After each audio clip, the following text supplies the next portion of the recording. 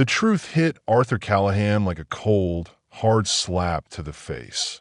The woman he'd spent 2 decades building a life with was about to shatter it all, proposing a future defined by her infidelity. Hunched on his hands and knees, Arthur Callahan was immersed in the painstaking work of setting 4x4-inch ceramic tiles across a 10 by 12-foot kitchen floor. Each tile demanded meticulous placement, with adhesive precisely applied before it was pressed into its designated spot. He was a craftsman, a quality instilled in him by his hard-working father, who taught him that anything worth doing was worth doing right. Arthur had grown up in a small, practical home, learning the value of sweat equity and the quiet satisfaction of a job well done. As he aligned another piece with the preceding one, he offered a subtle nod of satisfaction. Even a slight deviation, a mere couple of millimeters, could disrupt the entire pattern. Given that Sterling Home Innovations promised impeccable outcomes, Arthur ensured every tile was accurately positioned before proceeding. Just as he concluded a row, his phone chimed. It was his wife, Eleanor Sterling, calling the business line.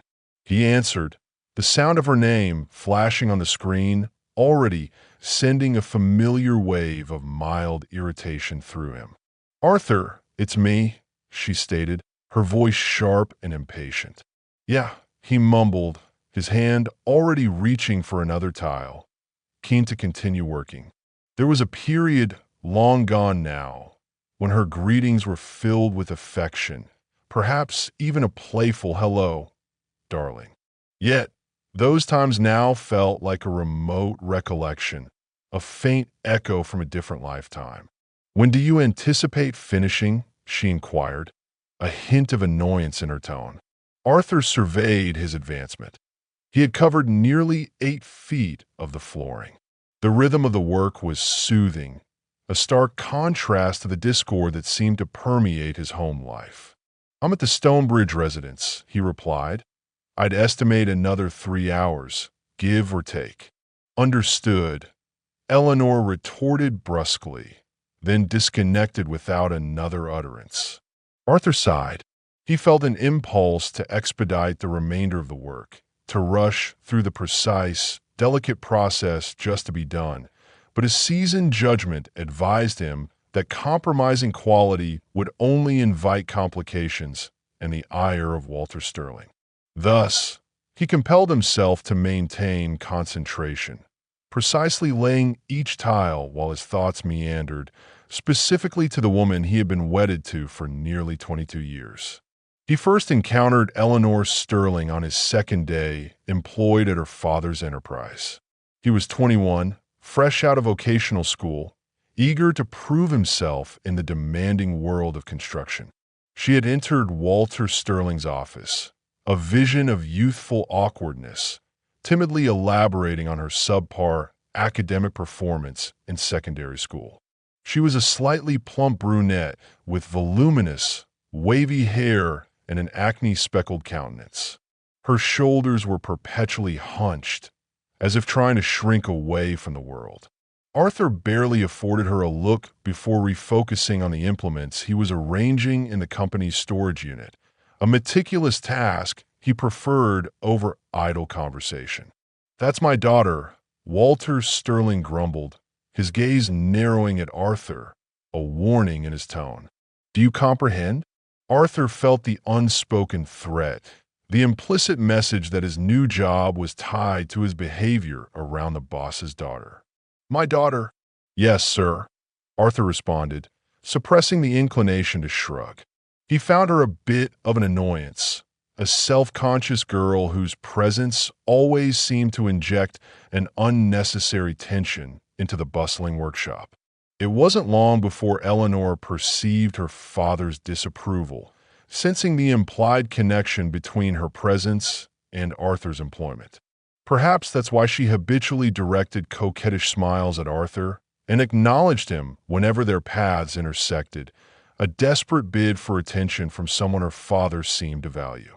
He consistently responded courteously but never reciprocated her overtures, finding them both puzzling and unwelcome. I issued a warning. Walter boomed one afternoon, his voice echoing through the dusty workshop. Leave my daughter be, understand? Arthur merely blinked, confused. I'm not pursuing her, Arthur stated truthfully. At 21, he viewed 17-year-old Eleanor as nothing more than a bothersome adolescent. She was overweight, clumsy, and perpetually restless, fidgeting constantly. To him, she was merely an irritation, a minor obstacle to his work. One evening, as Arthur and a colleague unloaded provisions after a laborious day, the scent of sawdust and sweat heavy in the air, Eleanor approached him. "Hey, Arthur," she murmured, her voice uncharacteristically soft. "Yeah," he grunted, wrestling with a 100-pound bag of rapid-setting cement, his muscles straining. "I'll be 18 this Saturday," she declared, leaning slightly forward, her youthful curves prominent beneath her oversized t-shirt. "Good for you," Arthur said impassively, his focus entirely on the heavy load. "Happy birthday," his co-worker quipped, an amused grin on his face. Eleanor remained undeterred, a determined glint in her eyes. "So, what are you getting me for my birthday?" she inquired, her voice playful, almost teasing. Arthur sighed, a long, weary sound. "Close your eyes," he instructed, his tone flat. She complied, a small, expectant smile on her face. "What do you perceive?" he asked, lifting the cement bag into the truck with a final heave. Nothing," she replied tentatively, her eyes still squeezed shut. "Precisely," he said. "That is my present." He turned to walk away. "Happy birthday," he added over his shoulder, the words devoid of warmth. However, Eleanor's mother, Vivian Sterling, harbored different intentions. A woman of formidable will concealed beneath a veneer of southern charm. Vivian was determined to see her daughter married and settled, ideally to a dependable man like Arthur. She insisted that Arthur be invited to Eleanor's birthday celebration and meticulously ensured her husband extended the invitation, making it clear that refusal was not an option. Feeling compelled, Arthur purchased a generic card from a nearby drugstore and acquired a tarnished silver bracelet from a pawnbroker for $20, feeling a vague sense of resentment at being manipulated. Vivian also skillfully persuaded him to escort Eleanor to the prom, a feat she accomplished with a combination of guilt-tripping and thinly veiled threats about his employment. He reluctantly consented, wincing upon seeing her in a snug, sleeveless gown that seemed to emphasize her most insecure features. Nevertheless, he remained courteous. He posed for photographs with a forced smile, danced with her awkwardly to slow songs, and even shared a chaste good-night kiss before taking her home. A kiss that felt more like a duty than a pleasure. A few days later, Walter Sterling again accosted him, his face a thundercloud. "She's devastated because you didn't contact her," Walter growled, his voice low and menacing. Arthur suppressed his irritation. He wished to remain uninvolved, to simply do his job and go home.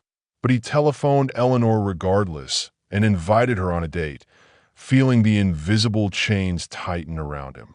One outing led to another, a string of predictable, unromantic evenings. And by their fifth, she consented to intimacy, less out of passion and more out of a quiet, desperate need for connection. 5 months following their marriage, Lucy Vivian Callahan was born, a tiny, squalling bundle that brought a new, heavier weight of responsibility to Arthur's shoulders. For the ensuing decade, Arthur found himself burdened with the most arduous, physically demanding assignments at Sterling Home Innovations. He was certain that Walter Sterling intentionally pursued the most strenuous endeavors solely to impose them upon his son-in-law, a subtle form of punishment for the perceived transgression of getting his daughter pregnant. Arthur gritted his teeth and worked, fueled by a quiet rage and the necessity of providing for his new family. For the initial 16 years of their matrimony, Eleanor had been a commendable spouse, if not a passionate one. She endeavored to comprehend Arthur's preferences, learned to prepare his beloved dishes with varying degrees of success, and even maintained a respectful silence during Sunday football matches, understanding it was a sacred ritual. She contended with her weight, a lifelong struggle, losing pounds only to regain them, sometimes in greater measure, a frustrating cycle that chipped away at her self-esteem. Her acne showed minor improvement over the years, but the scars never completely vanished, though cosmetics offered some concealment. When their daughter, Lucy, commenced schooling, Eleanor accepted a position at the Willow Creek Community Library, finding solace in the quiet rows of books and the polite interactions with patrons.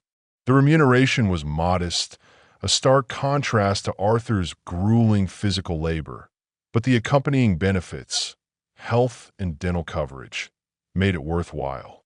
She found a quiet sense of purpose there, a small sphere of control in a life she often felt was dictated by others. Then, soon after their 16th anniversary, a turning point arrived. Eleanor's cousin, Beatrice, relocated back to Crestwood, Arizona, bringing along yet another husband, either her third or fourth. Arthur had lost count years ago. Beatrice was boisterous, vulgar, and constantly instigated discord, a whirlwind of drama and bad advice. Her husband, Victor, was no better, an insufferable fan of a certain American football team, whose loud pronouncements and boorish behavior grated on Arthur's nerves. Regrettably, Eleanor rapidly assimilated her cousin's abrasive demeanor. Beatrice, with her casual disregard for convention and constant complaints about the perceived unfairness of life, offered Eleanor a new worldview, a different path. Eleanor grew more assertive, more critical of Arthur in their life, and less engaged with her domestic responsibilities. Cooking became infrequent, household duties were overlooked, and on most evenings, she was out with Beatrice and Victor, immersed in their chaotic world instead of at home. Arthur didn't object to preparing his own meals. He was proficient in the kitchen, a skill honed by years of late-night shifts and hungry mornings, and didn't grumble about washing a few dishes. However, what began as an occasional reprieve from domestic chores swiftly became the established routine, Eleanor's absences growing longer and more frequent. Even Lucy learned to clean, cook simple meals, and reattach buttons to her school attire, adapting to her mother's increasing detachment.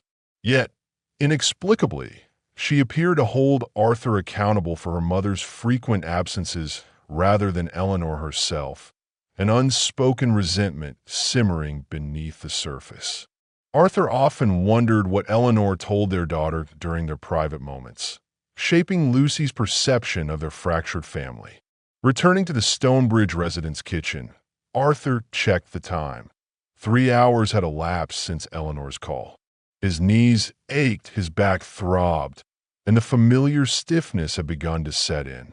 With the final tile, set at the juncture of the kitchen and living room, a perfect, seamless line, he slowly straightened, groaning as his rigid joints complained. "Goodness, I'm becoming too old for this," he murmured, collecting his implements and the remaining surplus tiles, a weary satisfaction settling over him. Upon completing his work at the Stonebridge residence, Arthur retrieved his phone and dialed Walter Sterling. Even after all these years, the sound of Walter's garbled speech disquieted Arthur. The man had possessed an imposing presence before the stroke nearly incapacitated him, a titan of industry whose voice could make grown men tremble. His recuperation had been agonizingly protracted, a testament to his stubborn will more than any medical miracle. The medical emergency had struck abruptly, mere minutes after his wife, Vivian, disclosed her breast cancer diagnosis, a cruel twist of fate that seemed to mock their family. Despite undergoing a double mastectomy and grueling rounds of radiation treatment. Vivian had still shouldered the responsibility of caring for her semi-paralyzed husband while battling for her own existence, a true matriarch. Walter and Vivian's sons, Robert, Charles, and Edward, offered assistance wherever possible, their expressions a mix of helplessness and quiet grief. Arthur contributed when needed, his hands always ready to lift, to fix, to support. And Eleanor, their sole daughter, had been her mother's unwavering pillar of support, a role she embraced with a fierce loyalty. It was Eleanor who chauffeured Vivian to her appointments at Evergreen Medical Center, holding her hand through the most severe bouts of pain, her empathy for her mother a stark contrast to her detachment from Arthur. Ultimately, the struggle proved overwhelming. Vivian succumbed, her quiet strength finally giving way. With her passing, Walter Sterling appeared to lose his desire to live, his imposing frame shrinking, his eyes losing their fire. Yet, for some inexplicable reason, his end did not arrive. Instead, day after day, he was wheeled into the company office on a gurney, a ghost of his former self, as if mere routine might keep him anchored to this world. Each afternoon, he sat at his desk, cursing his uncooperative left hand as he grappled with typing on his keyboard, his frustration a constant, low growl. When the workday concluded, one of his sons would drive him home, the unspoken burden of his existence weighing heavily on them all. "Yes, sir, I've just completed the Stonebridge job. It's done," Arthur stated into the phone, listening as Walter grunted and wheezed in response, the familiar litany of complaints about finances and the boy's incompetence that had become his daily soundtrack. Upon arriving home, the aroma of dinner immediately greeted him. Succulent pork chops, creamy mashed potatoes, and French-cut green beans, one of his preferred meals. He inhaled deeply, savoring the scent, a brief moment of comfort. Following Walter's stroke, Eleanor had compelled the family to adhere to a stringent heart-healthy diet, which had ironically helped her shed 40 pounds, though she still carried more weight than she desired. Arthur frequently quipped that their daughter, Lucy, had opted to attend Pacific Coast University primarily to escape the bland, low-sodium meals that dominated their table. Lucy never refuted this, often laughing conspiratorially with her father. Arthur leaned in to kiss Eleanor as she moved between the stove and the counter, but she gestured him away, wrinkling her nose as if he carried the stench of the job site. He understood the unspoken message, the familiar dismissal. Stripping off his perspiration-soaked clothes, the scent of mortar and dust still clinging to them, he tossed them into the hamper and proceeded to the shower. The warm water alleviated the rigidity in his aching muscles, a temporary respite from the physical toll. The labor had been arduous at 21. Now, at 43, it was rapidly debilitating him, each day feeling like a battle against his own aging body. However, Robert, Charles, and Edward seemed indifferent, their gazes fixed on the company's precarious financial state. With Walter's continuous medical expenses depleting the company's finances, they maintained there were no funds for additional assistance, leaving Arthur to shoulder the most physically taxing jobs. Wiping the steam from the mirror, Arthur barely scrutinized his reflection, still broad-shouldered, still robust, but fatigued in ways that weren't superficially apparent, the lines around his eyes deepening, a weary slump in his posture. He donned a t-shirt and shorts, then descended the stairs just as Eleanor placed his plate at his customary seat. "And for dessert, there's warm apple pie," she announced, sliding a frosted mug and a can of beer beside his plate, her tone unusually bright.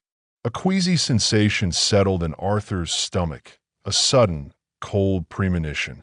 The last occasion Eleanor had presented him with a beer in a frosted mug, They had been seated at the kitchen table, at ease, the house quiet around them. It was her 35th birthday, a few months prior to their 17th anniversary. Lucy was out with friends, enjoying the freedom of youth. Arthur had been relishing the cold beverage, content, the silence, a welcome reprieve, until Eleanor interrupted the tranquility. "Darling, we need to converse," she had declared, her voice unnaturally grave. The subsequent words formed a slow, meandering prelude to something she struggled to articulate, her discomfort palpable. Arthur allowed her to ramble for a while, outlining abstract concepts of freedom and self-discovery, before interjecting with a sigh. "Eleanor, just get to the point. My beer is nearly finished." She glared at him, then took a breath, steeling herself. "Beatrice and Victor are not exclusive," she blurted out. Arthur frowned, confused by the sudden change of topic. "And they have an open marriage." His grip on the mug tightened, a prickle of alarm. "And have you ever considered being intimate with other women?" she queried, her gaze fixed on him. "Of course," Arthur admitted, his honesty born of pragmatism. "I'm a man. I notice people, that young woman Chloe at the petrol station, for instance, or the pretty cashier at the hardware store." Eleanor scoffed, a dismissive wave of her hand. "Sadie at the petrol station. Yeah, right. As if you'd ever have a chance with her." Arthur smirked, undeterred by her sarcasm. "That's not the essence of it. I see, I think, and then it concludes there. It's just a fleeting thought, nothing more."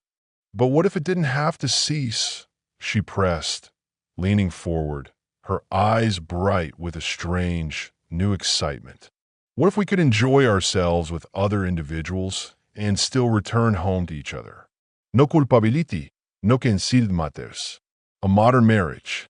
"I cannot," Arthur stated flatly, his voice firm, leaving no room for negotiation. "We are married. We exchange vows before our families, our friends, before God, for crying out loud." He emptied the remainder of his beer and rose, carrying his mug to the sink. "We pledged fidelity to forsake all others, including Chloe at the petrol station and the cashier at the hardware store, and anyone else who crosses my path." Eleanor inclined her head, a stubborn glint in her eyes. "But we could formulate new vows. We could evolve." "No," Arthur stated firmly. "The ones we possess are sufficient. Beatrice and Victor may be content with their arrangements, but that is not us. It never will be." "No. End of discussion," he declared, exiting the kitchen, his words like a stone wall between them. At least, he had hoped it was the conclusion. However, Eleanor revisited the topic repeatedly over the following months, each time trying a different angle, a new justification, and each time Arthur dismissed her, his patience wearing thin. "But darling," she whined on one particularly grating occasion, "this would demonstrate the depth of our affection for each other. We'd trust each other sufficiently to explore, to grow." Arthur groaned, rubbing his temples. "Do you even perceive how absurd you sound?" "No, Eleanor.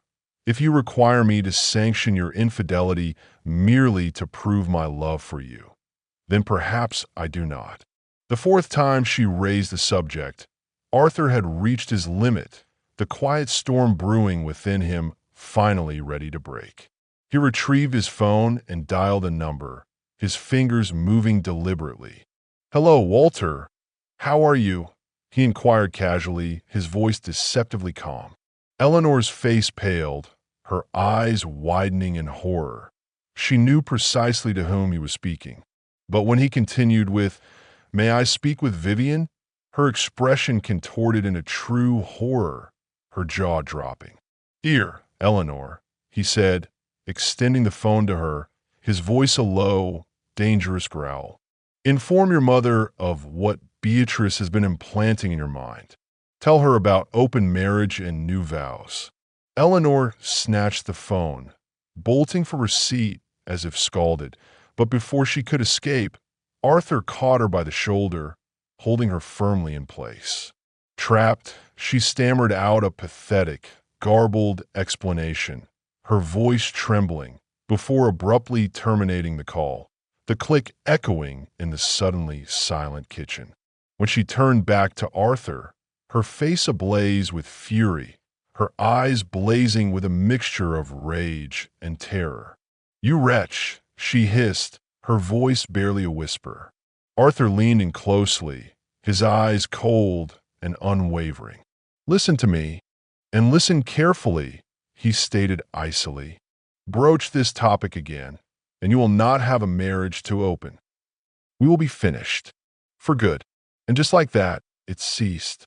Eleanor never revisited the subject. The fear of her mother's condemnation and Walter's silent fury stronger than Beatrice's influence. Beatrice and Victor appeared less frequently, their boisterous visits diminishing, their influence over Eleanor visibly waning. Arthur had prevailed, or so he thought. "Ask Beatrice to prepare some for you," Arthur remarked, rinsing his cup, the casual dismissiveness in his voice masking a deeper weariness. 5 years had elapsed since Eleanor last broached the concept of an open marriage. Now, as Arthur sat at the dinner table, the familiar sense of her cooking filling the air, he observed her pouring him a beer, the foam on the verge of overflowing. Eleanor had never quite mastered the technique of pouring, just as she'd never quite mastered so many domestic tasks. "You know, I'll be 40 next Tuesday," she stated, her voice tinged with a feigned casualness, as Arthur sliced into his pork chop. "I'm aware," he replied, chewing methodically, his gaze fixed on his plate. "And when we met, I was a virgin," she continued, her tone more pointed. Arthur raised an eyebrow, a flicker of amusement in his eyes. "I'm uncertain what that pertains to your birthday, but all right, you're turning 40 and you were a virgin." Eleanor emitted an exaggerated sigh, clearly frustrated by his lack of engagement. "What I signify is, I've only ever been with one man, just you. My entire life, Arthur." "Well, fortunate for you. That man was me," Arthur said, spearing a forkful of green beans, his voice dry. "Did you cook these with bacon? They're quite good." "But you," she pressed, her voice gaining intensity. "You had what 10 women before me, perhaps more, from your youth." Arthur took a slow sip of his beer, savoring the cool bitterness. "Life isn't always equitable, Eleanor." Eleanor leaned forward, her eyes pleading, desperate for him to understand. "So, I've been contemplating. I've dedicated my entire life to caring for you, raising Lucy, looking after my parents, and now that I'm reaching the significant 40 mark, I merit a little enjoyment, a reprieve." Arthur slowed his chewing, the rhythm of his jaw growing deliberate. "A reprieve?" he questioned, his voice flat. "Beatrice and I are traveling to Starburst City next week," she declared, her eyes bright with suppressed excitement. "She discovered an excellent offer at one of the casinos, a real bargain." Arthur deliberately swallowed his mouth full. He picked up his beer, took another sip, then wiped his mouth with his napkin, his movements slow and precise. "And while we're there," Eleanor continued, her voice perhaps a touch too nonchalant, too rehearsed, "we might, go out, encounter a few gentlemen just for a casual rendezvous. Not necessarily anything profound, just a bit of innocent amusement, so I can experience what it's like to converse with someone new, so I can appreciate what I possess at home even more. Just for a week, Arthur, a harmless fling." Arthur tapped his fork against his plate, the small clinking sound loud in the sudden silence. This sauce is nearly flawless." "Arthur, I am earnest," Eleanor retorted sharply, her patience wearing thin. "So am I," he responded, still concentrating on his meal, his face a mask of indifference. This concerns me, she insisted, her voice rising slightly. I desire to experience life, to extend my horizons beyond this house, this routine, beyond just you. You mean betray me? Arthur inquired, finally meeting her gaze, his eyes cold and unyielding. Eleanor stiffened, her face hardening. Listen, I have already reached my decision. Either you accept it, or we pursue a divorce. Arthur leaned back in his chair, a slow, grim smile spreading across his face. All right, I'll initiate divorce proceedings. He put down his fork and glanced at the dessert on the counter, his gaze lingering on the pie. Do we have any ice cream to accompany this pie? Eleanor blinked, stunned, her bravado crumbling. Wait, what? Divorce is costly. Arthur, she protested, her voice a desperate whisper. You cannot be serious. He shrugged, a casual gesture that belied the monumental decision he had just made. What is there to discuss? You just sat here and informed me you've made up your mind. You and your charming cousin are heading to Starburst City. You disregard our financial obligations, our duties, your daughter's future. You're going because it's your significant 40th birthday. You're a married woman intending to go on dates with other men, and you're telling me I must either condone it or terminate our marriage. Fine, we're terminating it. Now, regarding that pie, does it come with ice cream? But it's only for a week, Eleanor contended, her voice rising in desperation. 1 week, 1 night, 1 hour. It's irrelevant, Arthur stated, pushing his plate away, the remains of his dinner suddenly unappetizing. Infidelity is infidelity, and I refuse to be wedded to a philanderer. So no damned ice cream. You could accompany Beatrice. Eleanor weakly proposed, a last, desperate attempt at compromise. Arthur erupted in laughter, a harsh, mirthless sound that shocked Eleanor.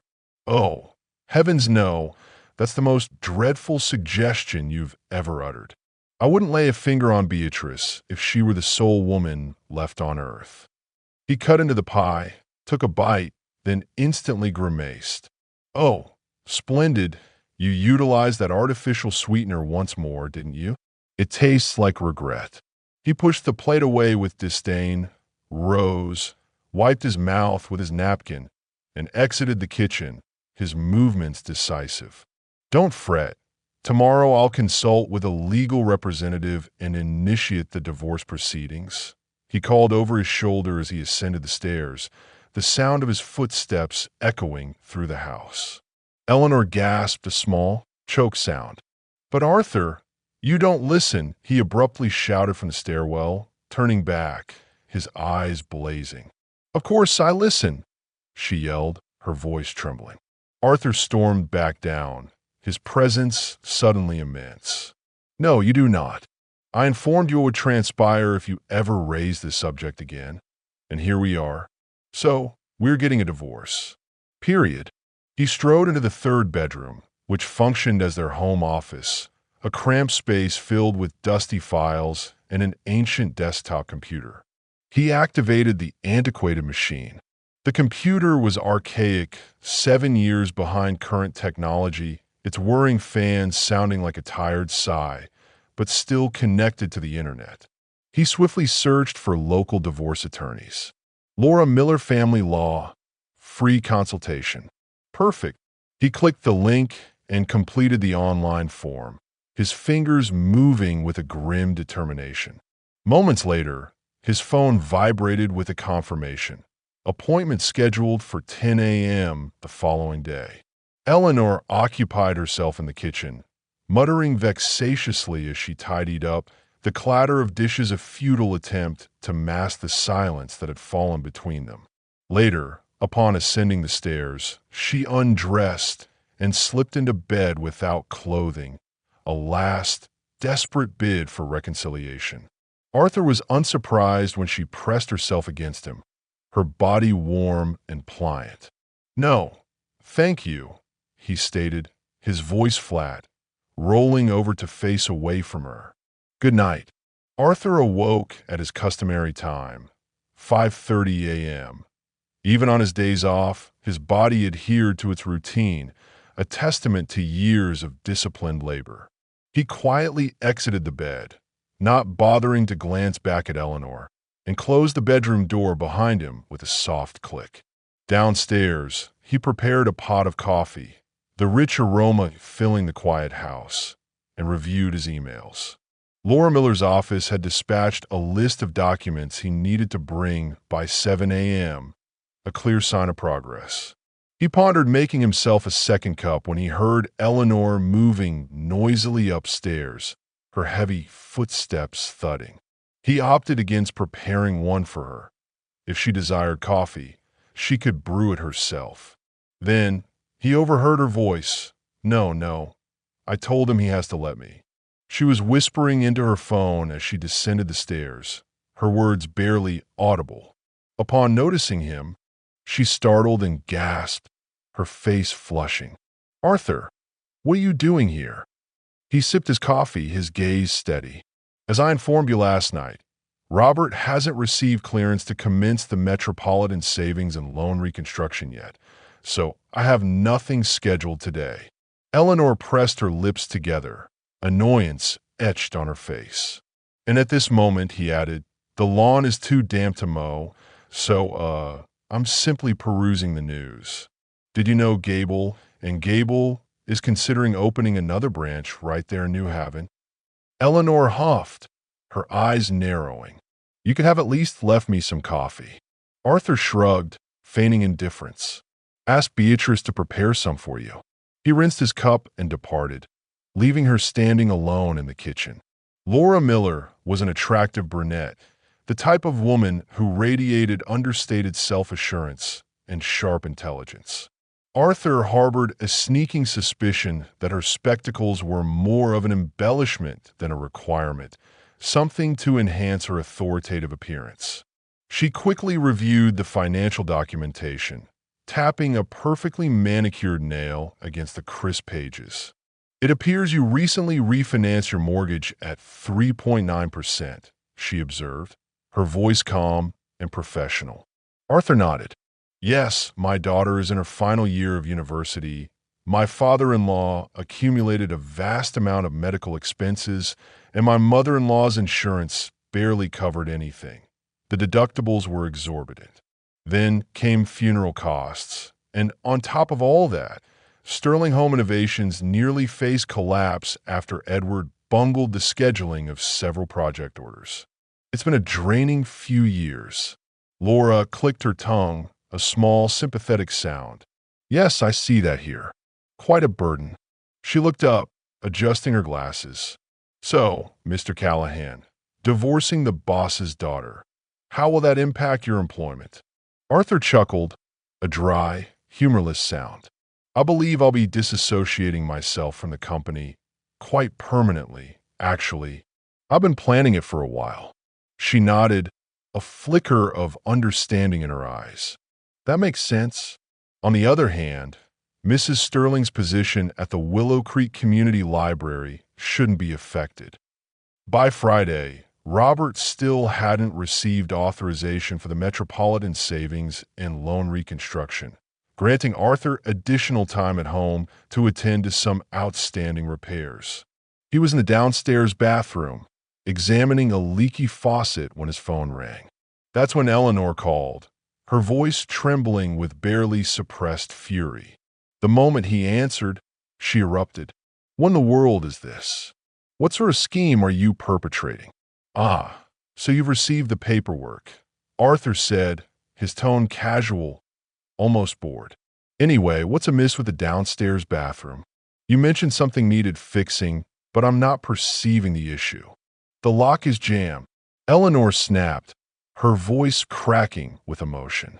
And you and I need to converse when I get home. Do you understand? No, Eleanor, we've conversed extensively, but talking is futile when you heed Beatrice more than your own husband. So no, we're done conversing. Arthur jiggled the bathroom lock, testing it with a professional hand. Yes, I see the problem. I'll attend to it. Goodbye. but I don't desire a divorce. Eleanor whined, her voice desperate. And I don't desire to be married to someone who has 1 foot already out the door. Arthur retorted, his voice unwavering. Anything further? Silence. Then a reluctant, strangled no. Excellent. Goodbye then. He let the next call go to voicemail. But when Walter's name appeared on the screen, he sighed and answered, knowing avoidance was futile. Hello. Walter grumbled, growled, and wheezed, his characteristic manner of speaking since the stroke, a torrent of unintelligible sounds and slurred frustrations. Arthur listened patiently, deciphering a sequence of slurred expletives directed at his daughter, himself, and the universe in general. It's straightforward, sir. Beatrice and her husband have an open marriage, and they persuaded Eleanor that she should too. She presumed she could pursue her own pleasures discreetly while remaining married to me. And, well, I refused her. I told her what would happen if she pushed it. Walter's reaction was a mixture of sputtering indignation and barely coherent rambling, a symphony of rage and impotence. Last night, Arthur continued, his voice calm amidst the storm. Your daughter informed me I could either consent to it or initiate a divorce. So, I'm opting for divorce.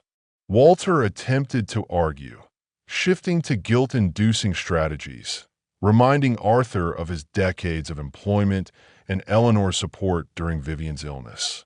Look, I appreciate your solicitude, Arthur said, though he didn't genuinely mean it, the words a polite formality. But you have 3 sons and a daughter. This matters between Eleanor and me, and it's settled. Walter mumbled something else, a final, despairing growl, but Arthur sighed, already finished with the conversation, his mind moving to the next task. Besides, why would I desire a company that has been submerged in debt for the past 3 years, run by 3 incompetent sons? He muttered under his breath, hanging up the phone. Eleanor did not return home alone that evening. As anticipated, she brought along Beatrice and Victor, her consistently supportive, perpetually interfering cheerleaders, their faces alight with a self-righteous indignation. Arthur leaned back in his chair, observing them prepare their theatrical presentation, a familiar pattern of manipulation about to unfold. Look, Arthur, Victor began, adopting a condescending tone, a smirk playing on his lips. Since our marriage is not jeopardized by external connections, Beatrice is at liberty to establish relationships beyond just me. It's about freedom. Beatrice nodded with fervor, her eyes wide and earnest. Yes, it's about trust, you know. We share everything, no secrets. It has actually brought us nearer, made us stronger. Eleanor cast Arthur a hopeful glance, as if their absurdity might finally influence him, might finally break through his stubborn resolve. Arthur nodded pensively, a hint of something unreadable in his eyes. Oh, well, that certainly elucidates everything, he said, his voice flat.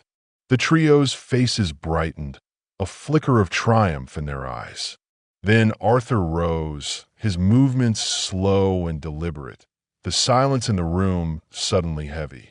No, their expressions plummeted, dissolving into confusion and anger. But hey, Eleanor, he added with a grin, a cold, sardonic smile that didn't reach his eyes. After we're divorced, you'll be free to open your heart, your life, and whatever else to whomever you desire. You'll have all the freedom you crave. Victor smirked, regaining his composure, attempting to dismiss Arthur's stance as weakness. Oh, I comprehend. Just because you feel insecure, you believe Eleanor should deprive herself of new experiences, right? You're just afraid. Arthur bared his teeth in a feigned friendly smile, his eyes fixed on Victor. If convincing yourself of that aids your sleep, then by all means proceed. He turned and ascended the stairs, leaving them stunned and speechless in the living room. That night, Eleanor made one last desperate effort to influence him, her body a silent plea as she pressed herself against him in bed. Arthur didn't even glance at her, his back rigid. "Get some sleep, Eleanor. You have a demanding day ahead." As usual, Arthur's body roused him at 5:30 a.m. He no longer cared if the sounds of his morning routine disturbed Eleanor. She could slumber through it or not. It was no longer his concern. He descended to the ground floor, brewed himself a cup of coffee, and perused the latest news, his typical annoyance at political headlines emerging. "These politicians, I swear," he mumbled to himself, stirring his coffee. "Compel them to subsist on Social Security. Make them utilize the identical healthcare system they forced upon everyone else. See how they like it." At 11 a.m., a knock resonated at the front door. "Victor!" Arthur opened it, immediately obstructing Victor's attempt to enter, his formidable frame filling the doorway. "Yes?" Arthur inquired, his voice devoid of warmth. "Hey, man," Victor said with feigned enthusiasm, attempting to project an air of casual friendliness. "I'm here to collect Eleanor to take her to the airport." Arthur remained stationary, blocking the entrance. "I'll inform her you're here." He then shut the door in Victor's face, the sudden thud echoing, and returned to his recorded television series, a documentary on ancient Roman architecture. A few minutes later, Eleanor descended the stairs, dragging her suitcase behind her, stomping her feet in frustration. She cast Arthur an exasperated look, her eyes narrowed. "Why didn't you tell me Victor and Beatrice were waiting?" "Huh? Why were you so rude?" Arthur finally glanced at her, a flicker of indifference in his eyes. "Oh yes, they're outside. They seemed quite eager." Eleanor rolled her eyes, her frustration boiling over. "Goodness, must you truly behave this way? This is childish." She set her suitcase down and leaned towards him, anticipating a goodbye kiss, a ritual they had performed countless times. Arthur leaned away. Her lips met vacant space, a stark reminder of the chasm between them. "We'll discuss this upon my return," she huffed, her voice tight with suppressed anger.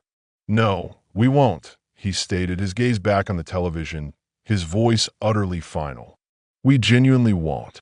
Once Eleanor departed, Arthur relished a tranquil afternoon, the quiet of the house a balm to his soul. After a satisfying meal he prepared for himself, he addressed some lingering projects, completing the last of his home improvements by repainting the front door. He chose a pale yellow, a hue that contrasted against the house's deep red brick, a cheerful defiance of the grayness that had settled over their marriage. The fresh color brightened the entryway, imparting a lighter, more welcoming feel to the residence. From the garage, their cat, Felix, let out a protesting yowl, a mournful sound. Arthur smirked. "Relax, pal. As soon as the door is dry, I'll release you." For the first time in a considerable while, Arthur felt as though something in his life was finally being mended, a silent healing process beginning. Upstairs, Arthur settled at the computer and commenced work on severing financial ties, a meticulous, almost surgical process. First, he logged into their shared accounts and canceled every joint credit card, watching the digital confirmation appear with grim satisfaction. He had no notion if Eleanor possessed personal cards in her own name, nor did he care. What mattered was that he was not about to finance her little Starber City escapade or her cousin's imprudent spending habits. Next, he withdrew half the funds from Eleanor's personal account, a substantial sum. Then, from their joint account, where he had been the sole contributor for 2 decades, diligently saving for their future, he withdrew half of that as well. Establishing a new private account in his name was remarkably simple, and within minutes, he had transferred his portion of the money there, a clean break. His subsequent action was removing his name from the household bills, ensuring no lingering financial responsibility. Most companies made it straightforward to enact changes online. Willow Creek Power and Lights dispatched a confirmation email stating the cancellation would not take effect until the end of the current billing cycle. "I don't give a damn," Arthur muttered at the screen, already anticipating the chaos his actions would unleash. As his stomach rumbled, a familiar craving asserting itself, he decided it was time to indulge himself. "Harker's Pizzeria," he declared aloud, grinning a forbidden pleasure. Eleanor had never permitted him to eat there, perpetually harping about cholesterol and heart disease. Well, perhaps he'd collapse dead from a heart attack right there in the booth. Worth it. He ordered a large pepperoni pizza and a cold draft beer. The simple pleasures of rebellion. The waitress, though easily 75 pounds overweight, possessed a warm smile and kind eyes, and Arthur found himself casually flirting, the lightness of it a surprising sensation. She laughed and tapped his wedding ring with one of her absurdly long, brightly painted nails. That instantly dampened the mood, a sudden, sharp reminder of his current predicament. He glanced at his left hand, his good spirits fading, the heavy gold band feeling like a shackle. Upon reaching his truck, he tugged at the ring for what felt like an eternity before it finally slipped off, leaving a pale, indented mark on his tan finger. He tossed it into the cup holder, where it clinked against loose change, then gazed at his bare hand, a sense of liberation washing over him. "Forever, huh? Eleanor," he muttered. "I suppose forever concluded today." His truck emitted a soft, familiar groan, low fuel. He pulled into a petrol station, initially intending to pump only $10 worth, but then shrugged and filled the entire damned 22-gallon tank, an act of defiant indulgence. "Takes forever," he mumbled to the pump as it gurgled, its mechanical rhythm a stark contrast to his own internal turmoil. Inside, he acquired a six-pack of Boulevard beer, a brand Eleanor deemed too heavy. As he passed the freezers, he noticed tubs of ice cream and deposited a pint of strawberry into his basket. A quiet victory. Sadie was no longer manning the register. She had married, crushing the aspirations of half the men who once frequented the establishment merely to see her. However, Olivia Bennett, the petite brunette who had replaced her, was nearly as attractive, her energy infectious. Arthur smiled as she hopped onto the milk crate. She kept behind the counter to reach the register more easily.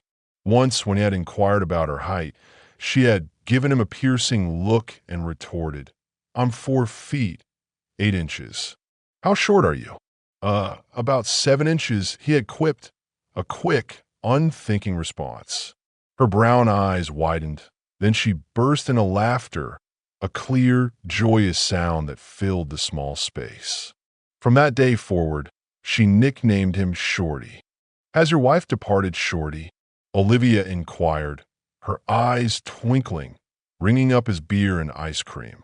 "My wife has departed permanently," Arthur stated, meeting her gaze directly, the weight of the words heavy on his tongue. Her dark brown eyes flickered to his unadorned ring finger, a subtle acknowledgement.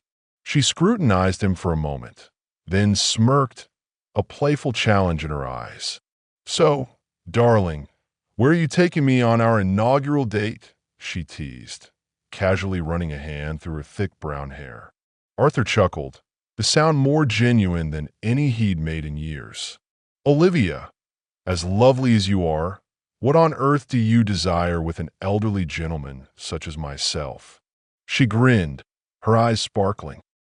About 7 inches. Eleanor had celebrated her 40th birthday on Tuesday. By Wednesday, Lucy called, her voice tight with a familiar frustration.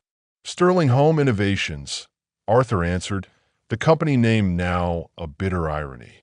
"Dad, it was Mom's birthday yesterday. Lucy said, her tone accusatory, a hint of childish petulance.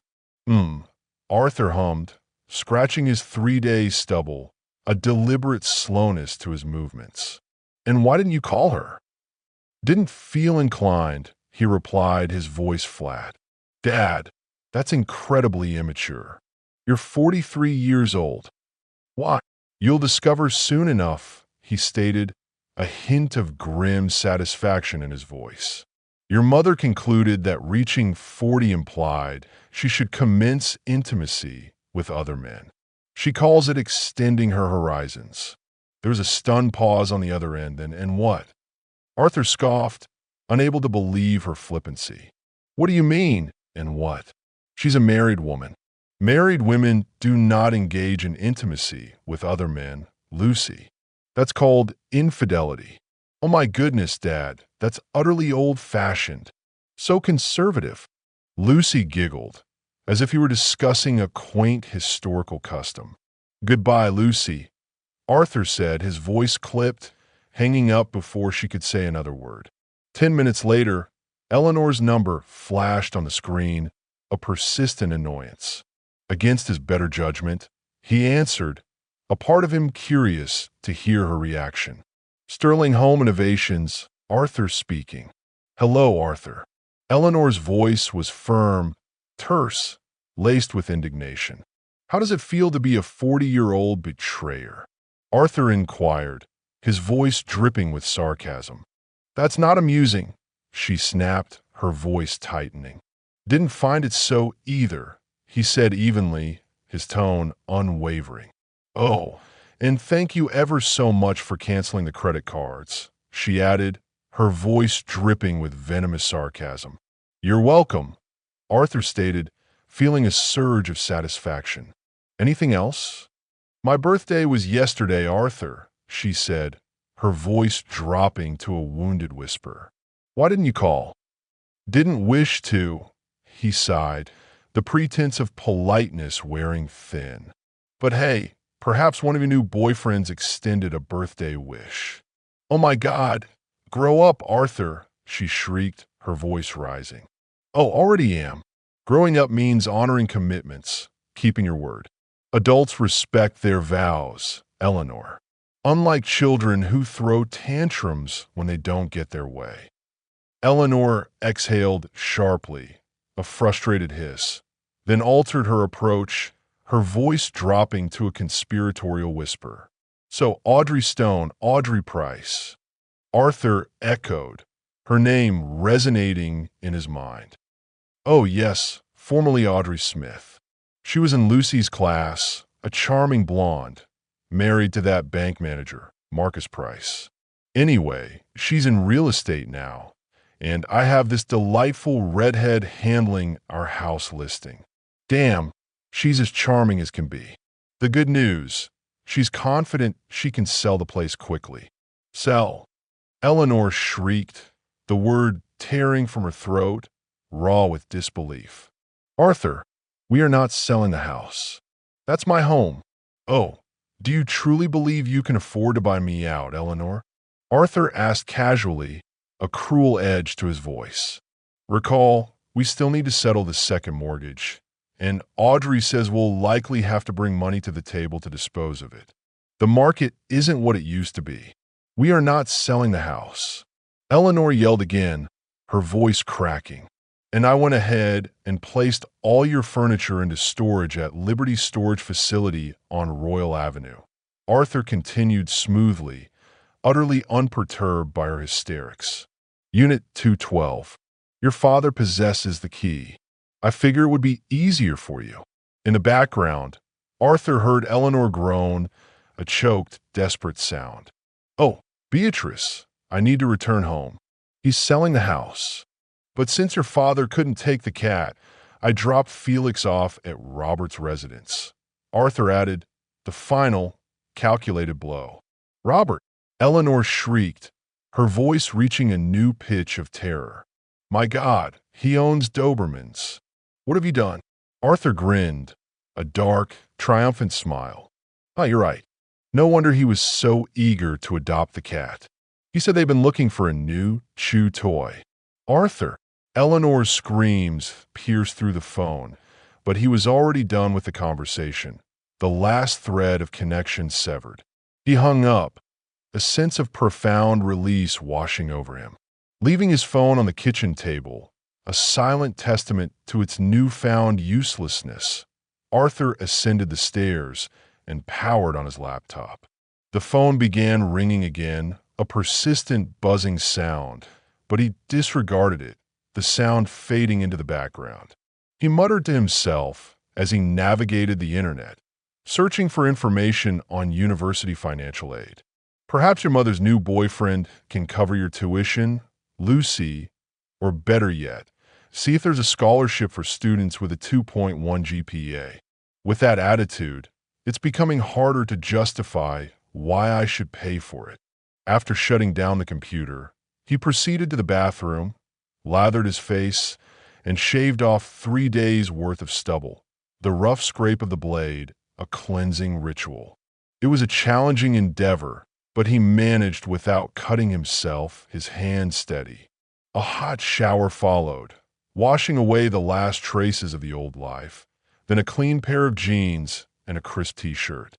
Downstairs, he retrieved his truck keys, stepped outside, and fetched his laptop from behind the passenger seat, his new mobile office. Then, with deliberate ease, he tossed his phone into the trash bin, hearing the satisfying clunk, and wheeled it to the curb, a final, symbolic act of detachment. "I'm going to miss having you around," remarked his neighbor, George Nelson, standing on his porch across the street, a mournful expression on his face. Arthur smirked. "We've barely conversed. The sole occasion we exchanged more than a single sentence was when you lamented Lucy's friends playing their music too loudly." "Precisely," George grumbled, running a hand through his thinning hair. "Do you comprehend how uncommon it is to acquire neighbors who don't borrow your tools, don't anticipate you to pet sit, and don't request you collect their mail when they vacation? Now, I'll probably acquire some couple who desires to host neighborhood barbecues every weekend. Serves you right for being so amiable," Arthur stated, a rare moment of levity. George glanced at the refuse bin, where the phone still vibrated intermittently, and raised an eyebrow. Your garbage is ringing." Arthur smirked. "Probably a rodent. Attend to your own affairs, George." He shook George's hand one final time, a firm, decisive grip, and re-entered the house, closing the door behind him on that chapter of his life. Eleanor arrived home to discover that her key no longer opened the front door. Frustrated, she quickly retrieved her phone to contact Summit Realty Group, but the call failed to connect, her service suddenly non-existent. "Beatrice, let me see your phone," she snapped, her voice shrill with rising panic. As Eleanor fumed, pacing the small porch, Victor walked around the house, rattling the windows and checking the back door. No success. Everything was securely locked, impenetrable. Finally, Eleanor managed to connect with the agency using Beatrice's phone. "Summit Realty Group, this is Audrey Price," came a cheerful voice, annoyingly upbeat. Yes, this is Eleanor Sterling." Eleanor snapped, her voice tight with anger. "I'm standing outside my house, and my key isn't working. What's going on?" "Sterling? Oh, Arthur Callahan's ex-wife," Audrey inquired, still cheerful, seemingly oblivious to Eleanor's distress. "Wife, wife," Eleanor corrected, her voice rising to a shriek. "Oh, I'm so pleased you called. I actually need you to sign some paperwork to finalize the listing. Also, you won't believe this. I have a couple who are genuinely interested in your home, the Davies. They love the new paint color on the front door. The house is not for sale." Eleanor barked, her fury barely contained. "Oh, so are you purchasing Mr. Callahan's share then?" Audrey asked innocently, her voice still brimming with professional politeness. "That's unfortunate. The Davies were very keen." "Well, I suppose they could view the Sterling's listing instead. The house next door is still available. Eleanor clenched her jaw, the blood draining from her face as Victor returned from his perimeter inspection. The place is hermetically sealed, he reported, shrugging, like a fortress. Cursing under her breath, Eleanor called Arthur. When his voicemail answered, she seethed, "You son of a bitch!" She groaned and leaned against the car, defeated. Victor sighed, his patience wearing thin. "Look, do you wish a ride somewhere, or are we going to encamp here all night?" Eleanor exhaled sharply. "Let's go retrieve my cat. He's at Robert's." Eleanor called Robert, the next logical destination. "Hey, Robert, do you have Felix? Are you out of your mind?" Robert snapped, his voice sharp with irritation. "Do you imagine I'd taken that useless cat when I possess 3 Dobermans? Apollo, Athena, and Zeus would shred it. He hates cats." Eleanor's stomach plummeted. "Then where is he? Arthur said he was with you." "Dad has him," Robert grumbled, clearly annoyed. "Better get there swiftly. His physical therapist is allergic to cats, and you know how Dad reacts when someone inconveniences him." "Oh, thank goodness." Eleanor exhaled, a wave of relief washing over her. "And thank you, Eleanor," Robert added sarcastically, his voice dripping with resentment. "Arthur's departed, and now we're practically out of business. We finally secured clearance for the Metropolitan Savings and Loan job, except I had to allow Caldwell to undertake it because none of us know how to lay tie like Arthur. You really screwed us over." "Uh-huh," Eleanor mumbled, barely listening as she disconnected the call, her mind already on the next problem. Beatrice rolled her eyes. "How many more individuals are you going to call? This is tiresome." Eleanor shrugged, a defiant glint in her eye. "What? You have unlimited minutes, right? Or did you manage to squander those too?" Beatrice scoffed. "Yes, except this brilliant fellow here squandered most of them on fantasy football and gambling calls." She nudged Victor, who grumbled but didn't dispute, his gaze fixed on the road ahead. "Fine, last call," Eleanor promised, knowing she had no other choice. Walter Sterling answered and erupted the moment she greeted him, his voice a slurred torrent of anger and frustration. By the time he finished his tirade, she had no alternative but to swallow her pride and inquire if she could reside at his house, feeling like a child begging for shelter. Reluctantly, Walter assented, the unspoken disappointment heavier than any spoken word. Victor pulled up to Walter's house, a sprawling, aging mansion that seemed to sag under the weight of its past.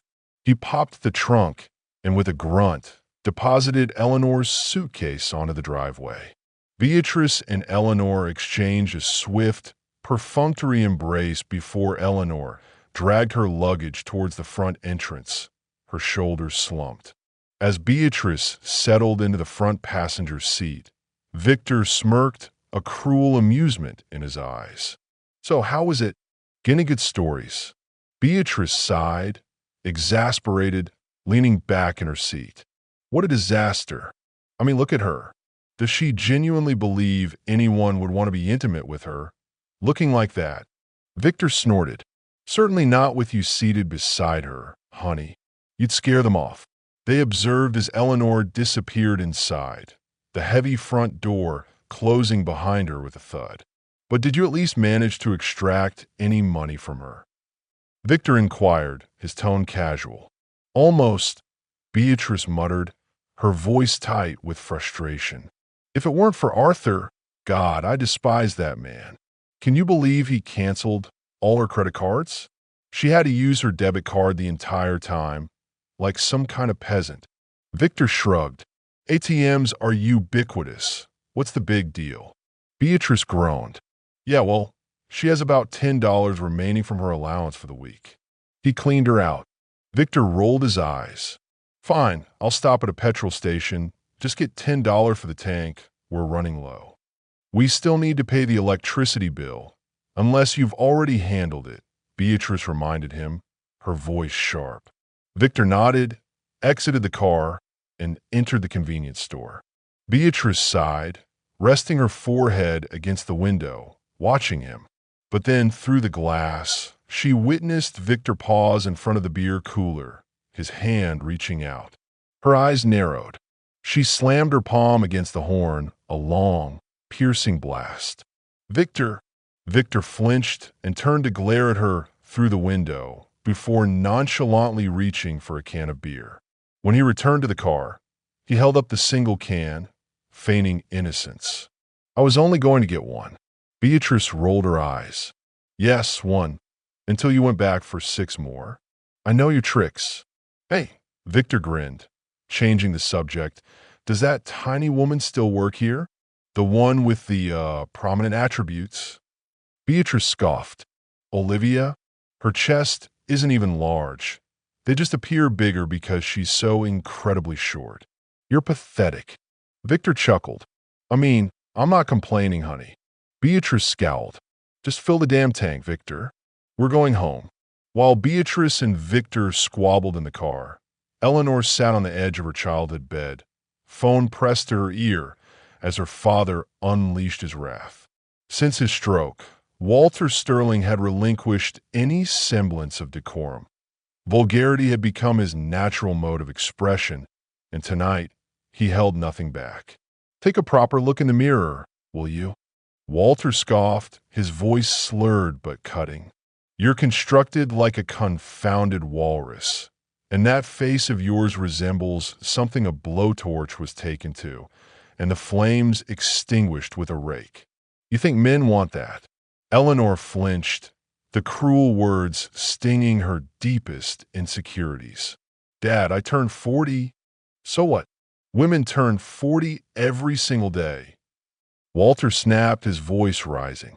But not all of them transform into utter imbeciles just because of it. Not all of them throw away a good man and their home for some idiotic fantasy. He jabbed a gnarled finger at the stack of legal documents resting on the coffee table, a physical manifestation of her mistakes. Before Eleanor could respond, Felix, the sole living creature in the house who didn't seem to detest her, ambled leisurely into the room, his tail twitching, utterly unaffected by the chaos her life had become. And while you're at it, engage a damned lawyer. I need to clean out that cat's litter box. Walter muttered, wincing, waving a hand in the air. Goodness only knows what that beast has been consuming, but I swear it smells as if something perished in there. He pushed himself away from the table, his left side slightly drooping, a slender trickle of drool escaping from the corner of his mouth. Your room is still available, he grumbled, heading towards the kitchen, a grim invitation. I hope it was worth it. Do you hear me? 40 years old and still as foolish as you were at 20. That night, Eleanor lay in her childhood bed, gazing at the faded wallpaper she and her mother had selected when she was 8, the pastel patterns mocking her lost innocence. Felix curled up at her feet, purring contentedly, utterly unaffected by the chaos her life had become. She sighed. Her 40th birthday week had commenced so auspiciously, so full of promise. The flight to Starburst City had been smooth, the city lights breathtaking from the plane window, a glittering tapestry of dreams. Excitement surged through her veins as she and Beatrice checked into their hotel, a luxurious suite they could barely afford, then hurried downstairs to the roulette table, eager for adventure. They giggled, placed a few modest bets, initially winning a small sum, then losing it all in a dizzying blur, and then decided it was time to procure dinner, their appetites whetted by the fleeting thrill.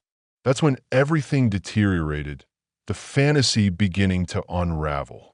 A handsome waiter returned to their table, his expression unreadable, a subtle hint of discomfort in his eyes.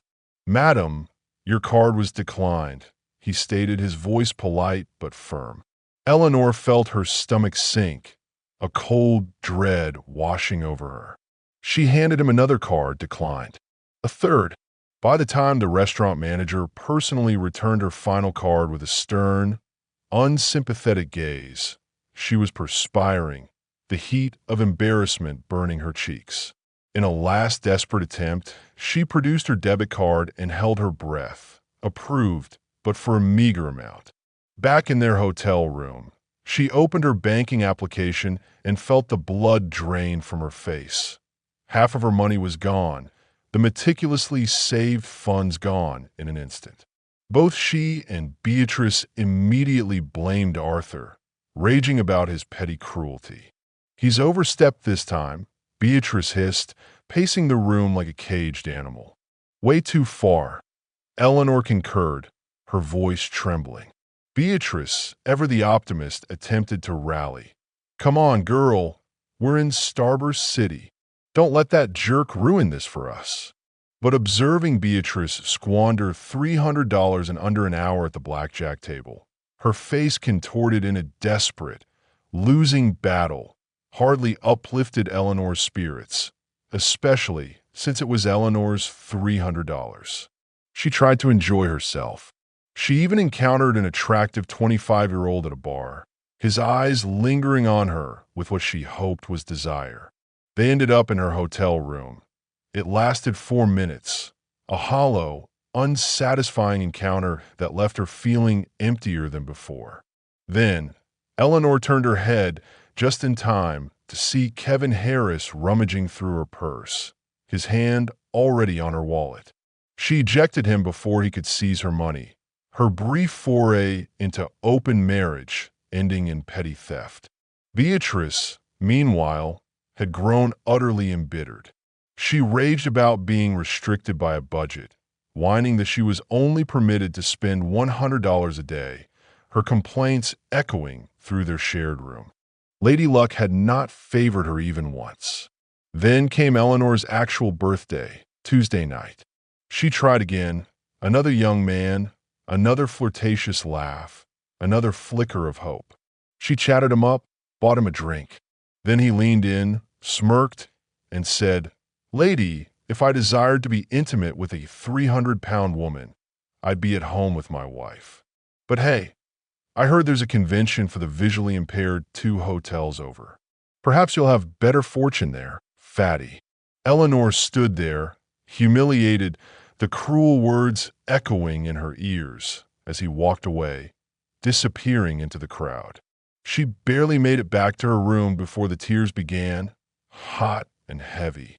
And, of course, the Do Not Disturb sign hung from the doorknob, Beatrice's silent demand for space. Beatrice. Eleanor sighed and slumped into the hotel coffee shop, seeking refuge. She sat there for 2 hours, stirring a black coffee she never consumed, the bitter liquid mirroring her mood. Finally, she texted Beatrice that she was returning. When she came back, the sign was gone, and Beatrice was already asleep, snoring loudly. She showered, donned the provocative lingerie she'd packed with such hope, and climbed into bed, feeling a profound loneliness. And that's when it dawned on her. Arthur hadn't called. Not a text, not a voicemail, not even a sarcastic, "Happy birthday, 40-year-old prostitute." Even Lucy had only sent a brief, impersonal text. "Happy birthday, Mom." Robert, Charles, and Edward had sent her perfunctory birthday wishes. But by morning, Beatrice was already complaining about their limited budget, her voice a grating whine. "I paid for the flight. I paid for the hotel." Beatrice snapped, forgetting Eleanor had paid for her half. "And now we're impoverished because of you." By Saturday morning, Eleanor was utterly fed up. She seriously contemplated severing all ties with Beatrice permanently, blood relative or not. The woman was a parasite, a drain on her already depleted resources. But Beatrice possessed both of their return tickets in her purse, so Eleanor remained silent, trapped. Now, lying in her erstwhile room, the room of her childhood, She exhaled slowly, the musty scent of old wallpaper filling her nostrils. Her momentous 40th birthday had been an utter, unforgivable catastrophe. Monday morning, Eleanor met with Simon Clark, a pragmatic attorney recommended by her superior at the library, a kindly woman who had noticed Eleanor's distress.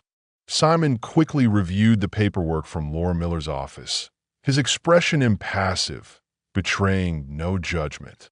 He receives half, you receive half. The house must be sold, and any profits, if they materialize, will be divided equally. Any outstanding mortgage debt will also be shared. Eleanor swallowed, her throat tight with fear. He's not requesting alimony, Simon continued, even though he's presently unemployed from Sterling Home Innovations and would traditionally be entitled to it. But I don't desire a divorce. Eleanor whined, the words a desperate plea. I don't wish to lose my home. Simon sighed, rubbing his temple, a gesture of weary resignation. Mrs. Sterling, what you desire is irrelevant. If one party in a marriage seeks a divorce, then, lo and behold, they obtain a divorce. It's a unilateral decision in this state. Eleanor brightened, a sudden, foolish flicker of hope in her eyes. Can we request a consultation? A mediation? Simon raised an eyebrow, but nodded. Certainly, I'll contact Laura's office. Eleanor forced a smile as he made the call, but she barely paid attention, her mind already racing ahead to imagined reconciliations. Instead, her eyes wandered over the impressive titles on his bookshelf, tuning out the uhs and hums of the conversation. Simon concluded the call and turned to Eleanor, folding his hands on the desk, his expression now more serious. Here's the predicament, he stated. Laura Miller has no idea of her client's whereabouts. Eleanor's stomach dropped, a cold, hard knot forming in her gut. What?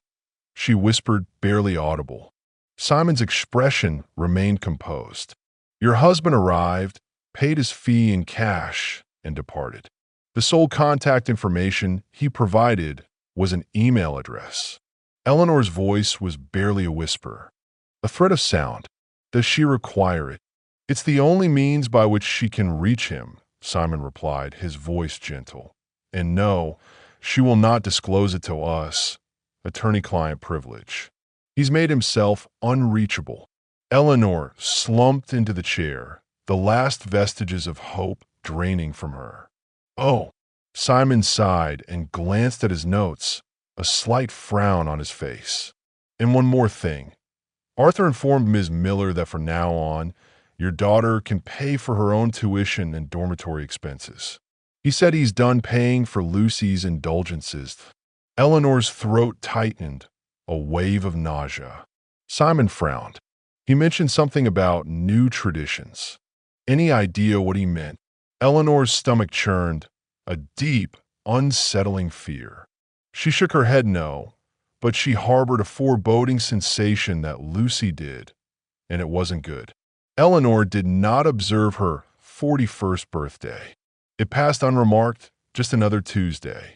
She proceeded with her morning as customary, dressed for work, retrieved her bag, and paused by her father's chair to kiss his cheek. Walter did not acknowledge her.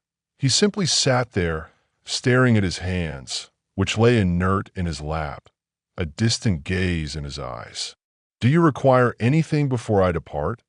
She inquired, her voice hollow. Nope, he mumbled, his voice raspy. She forced a smile, a practiced movement that didn't reach her eyes. All right then, you and Felix behave today.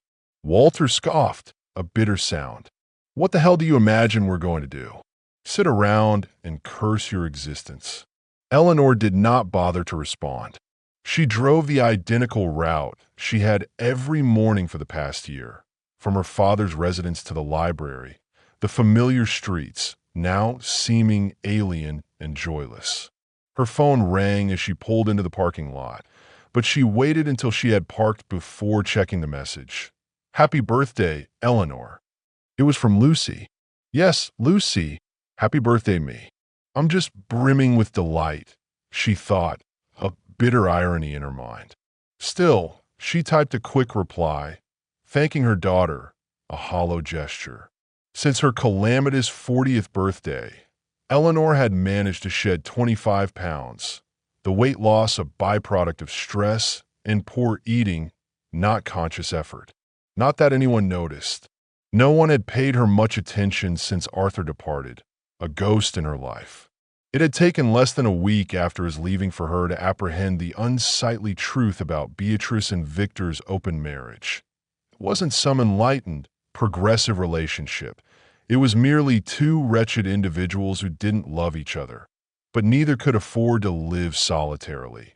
So they simply coexisted in a cramped, deteriorating trailer, devoid of affection, warmth, or passion, their freedom, a miserable trap.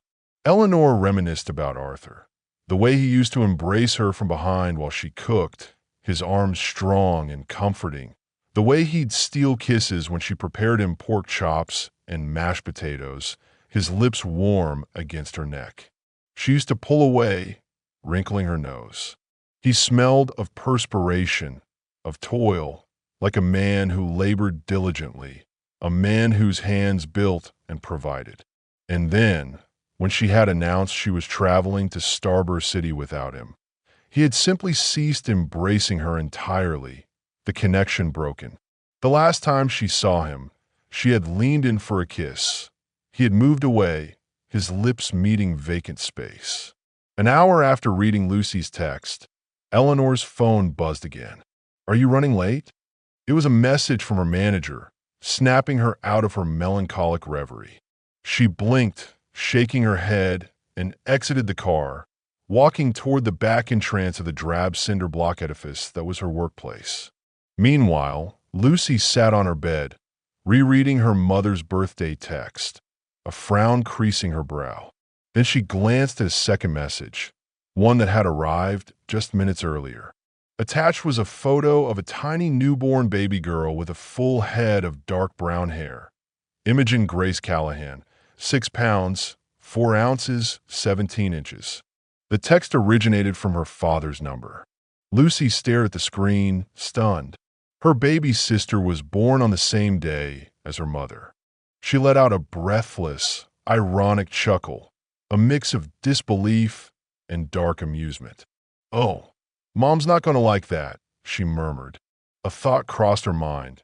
Did Dad even remember that today was her birthday? At Grand Floors and Surfaces, a bustling, vibrant showroom that was a far cry from the dusty construction sites. A lively brunette at the front desk answered the ringing phone. "Olivia Bennett, Chloe Davies' office. How may I assist?" She looked up, her face lighting up with a wide smile. "Hey, Shorty, line 3. Arthur," in the midst of assisting a young couple select hardwood flooring, his voice calm and knowledgeable, signaled for Frank Lewis, a younger, eager colleague, to take over. He stepped aside, traversing the bustling showroom floor towards the flashing extension, a spring in his step. He had been expecting a call from Oliver P., who was negotiating a significant flooring contract with a new housing developer, a deal that would solidify his new company's future. As Arthur picked up the phone, a very familiar voice, bubbling with excitement, greeted him. "Well, you know what, Mr. Shorty?" He froze, a slow smile spreading across his face. Olivia sounded utterly euphoric. "It appears you and your 7 inches managed to put another one in me." Arthur nearly choked, a burst of surprised laughter escaping him. "Wait, what? Are you serious?" She laughed, a bright, joyful sound. "Yep, Leo isn't even out of diapers yet. And I'm already pregnant again. Dr. Thorne just confirmed it." Arthur ran a hand through his hair, a joyous disbelief on his face. "Where are you right now, you little firecracker?" "Just leaving Dr. Thorne's clinic, Shorty," she replied, her voice still brimming with happiness. "Then get that gorgeous derriere of yours over here," he said, his voice thick with emotion. We're celebrating. Bring Leo. Olivia giggled. I think all this attention on my derriere is what got us into this predicament in the first place. She pushed Leo's stroller across the parking lot, the Arizona sun warm on her face, stepping into the scorching Arizona heat.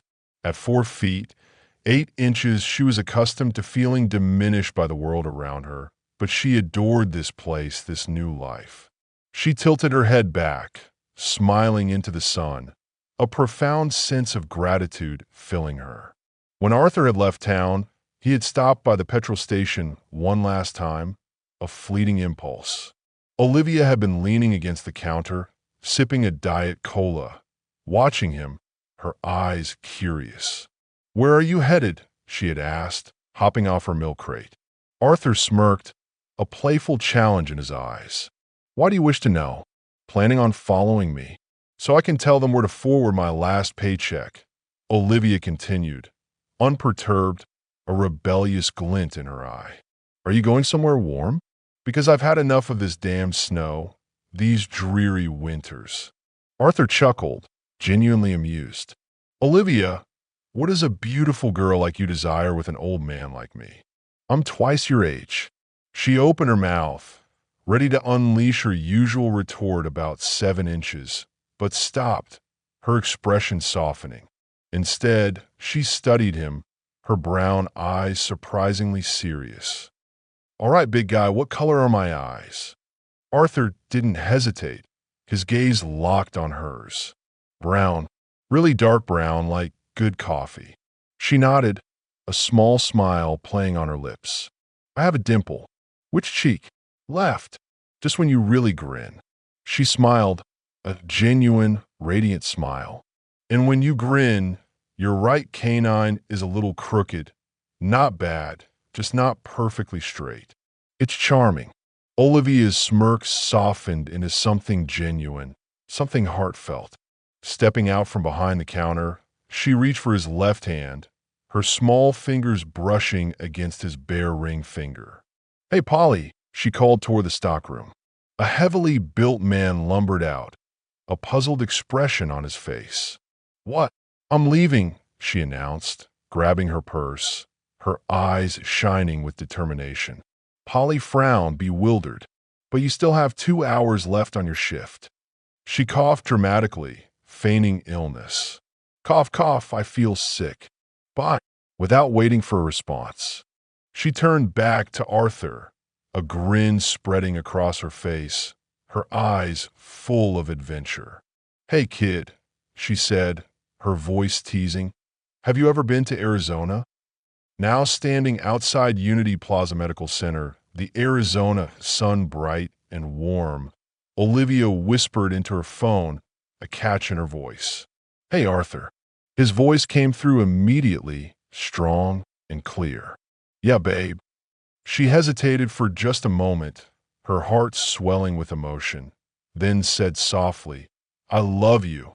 Across town, Arthur smiled, a deep, contented smile, as the showroom floor bustled around him, filled with the sounds of commerce and new beginnings. "I love you too, Shorty." Eleanor sat at the kitchen table in her father's house, stirring a cup of lukewarm coffee, her thoughts a convoluted tangle of regret, resentment, and resignation. A year had elapsed since her 40th birthday catastrophe, and each time she gazed at her reflection, she perceived a woman she barely recognized, a woman who had squandered everything without apprehending its value, a woman diminished by her own choices. Arthur, conversely, had advanced effortlessly, his life blossoming in a new direction. Word had reached her through Lucy, relayed in carefully neutral tones. Her ex-husband had remarried. Olivia, the petite brunette from the petrol station, was now Mrs. Callahan, and they had a baby together, a son named Leo, with another, a daughter, on the way. The sheer finality of it all stung more than she had anticipated, a sharp, constant ache. Lucy had returned home for a weekend visit, bringing photographs of her baby sister, Imogen, a tangible representation of Arthur's new life. Eleanor had stared at the pictures, at the tiny, dark-haired infant swaddled in a soft pink blanket, and felt a pang twist inside her chest. The fact that the baby shared her birthday was almost poetic. Arthur had supplanted her in every conceivable manner, moving on with a quiet, devastating finality. Eleanor sighed and reached for her phone, scrolling aimlessly through old text messages, a habit born of loneliness. She hesitated for a moment before typing out a message to Arthur. "I'm sorry." She stared at the words for a considerable time, the confession heavy on her screen. Then, with a deep breath, she deleted them. There was no purpose. Some things were beyond mending, beyond reconciliation. Outside, her father coughed loudly in the living room, a hacking, rasping sound, muttering expletives at the television, his mind a jumble of anger and fading memories. The house reeked of aged books, stale coffee, and forgotten aspirations, a monument to a life unfulfilled. Eleanor pushed away from the table, rose, and went to clean Felix's litter box.